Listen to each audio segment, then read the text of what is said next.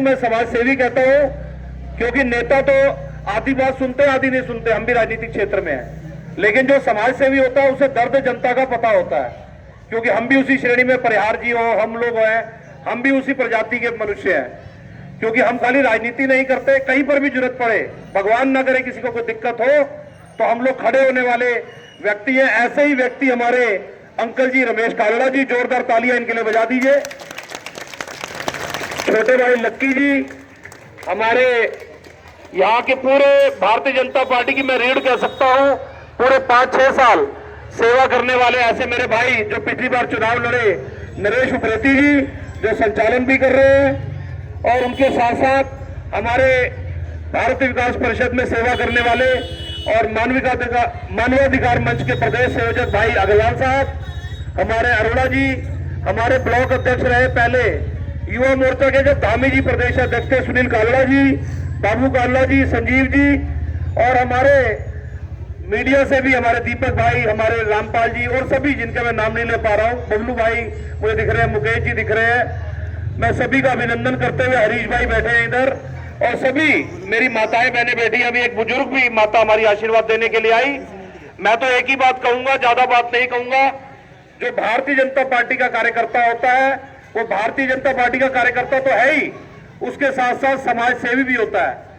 जैसा कि अभी कालड़ा जी ने बताया कि जब यहाँ पर किसी को भी नहीं पता था कि ऐसी आपदा आ सकती है, जब 2020 में 22 मार्च को लॉकडाउन लगाया मोदी जी ने, तो आपने देखा होगा चाहे भारतीय जनता पार्टी के कार्यकर्ता, उनकी रसोई अलग चल रही थी, भारत विकास परिषद की रसोई गुरुद्वारा सिंह सभा में, बड़े गुरुद्वारे में चल रही थी, और हम लोग राधा स्वामी सत्संग ब्यास के माध्यम से लगभग 15 से 20 हजार लंच पैकेट डेली बांट रहे थे। और उसके अलावा भी मैं आपको एक बात और बताऊं, ये पीछे जगतपुरा बस्ती है, ये विक्की और गौरव का है, हमारे विक्की भाई और ये गौरव भाई बड़े, इनका फोन आया, भाई साहब बाढ़ आ गई, 18 अक्टूबर की बात है ना ये। तो मैं दिल्ली, एक हमारे नेता तरुण चुग जी, उनके बेटे की शादी में गया हुआ था, तो रात को इनका भी फोन आया, और हमारे यहाँ पे सीडीओ साहब थे, बहुत जो नगर निगम के बड़े अधिकारी थे, हिमांशु अपना उनका नाम विशाल मिश्रा जी एमएनए साहब, तो उन्होंने कहा चुग साहब बाढ़ आ गई है। मैंने कहा मैं तो दिल्ली हूं, तो उसने कहा सत्संगर, मैंने कहा सत्संगर भी बाढ़ आ गई है। तो हमने अपने होटल से 3 दिन खाना बंटवा के इन भाइयों के माध्यम से पूरे जगतपुरा बस्ती में और सब जगह बंटवाया। तो हम तो डिसेबल्ड लोगों पे भी काम करते हैं, दिव्यांग खिलाड़ी जो है या किसी की फीस कम हो, आज भी हमारे परिवार जी है, लगभग 8 से 10 बच्चों की फीस प्रति माह हम लोग उनकी देते हैं। हमने खुला ऐलान कर रखा है, जो बेटी को ना आप पढ़ा पा रहे हो या पढ़ने में दिक्कत है, खेलने जा रही है, पैसे नहीं है, तो हम लोग खाली वोट मांगने नहीं आते, अगर कोई हमारे पे पद हो या ना हो तो हम लोग समाज की सेवा करने का प्रयास करते हैं। और उसी समय मैंने रमेश कालड़ा जी देखा, क्योंकि मैं मंच से कहने को ही नहीं है, उस समय आप कांग्रेस के पार्षद थे, तो हम आपके साथ मिलके तो नहीं गए, लेकिन मैंने इनको देखा, ये लोगों के लिए बर्तन की व्यवस्था, लोगों के लिए चादर तौलिए की व्यवस्था, कंबल की व्यवस्था। मैंने कहा क्या हो गया, कहने लगे आप खाना बांट रहे हो, लेकिन मुझे उनके पूरे घर के सामान की व्यवस्था करनी पड़ रही है, उन बेचारों का सब कुछ बह गया है। तो ऐसे रमेश कालड़ा जी हमारे आज कैंडिडेट है, मोदी जी के सिपाही बन के आए हैं। और मैं एक बात और बता दूं, कोई बड़ी छोटी बात कर रहा है, मुझे समझ नहीं आ रही, क्योंकि रुद्रपुर से तीसरी बार हमें दोनों चुनाव लाने का मौका मिला, तब हमारा गांव नहीं था इसमें, सुरेश कोहली सोनी कोहली को हम लोग 4000 वोट से जीते। उसके बाद हमने रामपाल जी को आप सबने मेयर बनाया, तब भी हम चुनाव में आए। और आज भी विकास शर्मा छोटे भाई हमारे, हम लोगों ने उनसे 3-4 साल पहले राजनीति शुरू की, और धामी जी के बाद विकास जी या सुनील कालड़ा जी बैठे हैं, संजीव जी बैठे हैं, सब लोगों ने शुरू किया।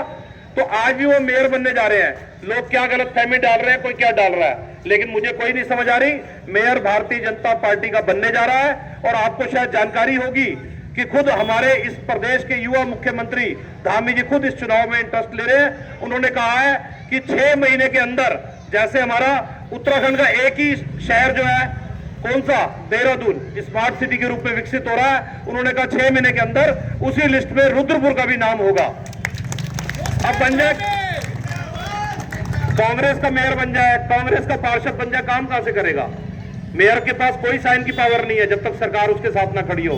आज रामपाल जी ने अगर पूरी हॉट मिक्स का जाल बिछाया तो सरकार हमारी थी, कूड़े का ग्राउंड जो वहां से ग्राउंड खाली किया, वहां पर पार्क बनाया तो सरकार हमारी थी। आज भी यहां भी हमारी सरकार है और देश में भी हमारी सरकार है। तो मैं निवेदन है मेरा कि हमारे जो बहुत बहुत मूलभूत सुविधाएं हैं, जैसे हमने कहा कल्याणी नदी के चारों तरफ चातीकर्म हटाओ मटाओ लेकिन सजा दो चारों तरफ घूमने का। मैं गुजरात गया, मोदी जी ने वहां साबरमती नदी के किनारे ऐसी टाइलें लगा दी है कि लोग सुबह वॉक करने जाते हैं, शाम को वॉक करने जाते हैं। तो मेरा भी सपना था, मैं भी मेयर के पद का दावेदार था, और मेरी तो इस मामले में शहरी विकास मंत्री मनोहर लाल खट्टर जी हमारे, उनसे भी बात हुई। उन्होंने कहा बेटा तू चुनाव लड़ जीतेगा तो फिर आना, फिर बात करेंगे। सीवर लाइन तक की बात हुई, क्योंकि हमारा रुद्रपुर ऐसा है जहां सीवर लाइन नहीं है। लेकिन जैसे ही स्मार्ट सिटी के रूप में यह शहर स्थापित होगा, सारे पूरे शहर में हर जगह पर। और मैं तो एक बात और बड़ी कहना चाहता हूं, जो दूसरे प्रत्याशी है इन्होंने तो विरोध किया ये आसपास के क्षेत्र को जुड़ने का।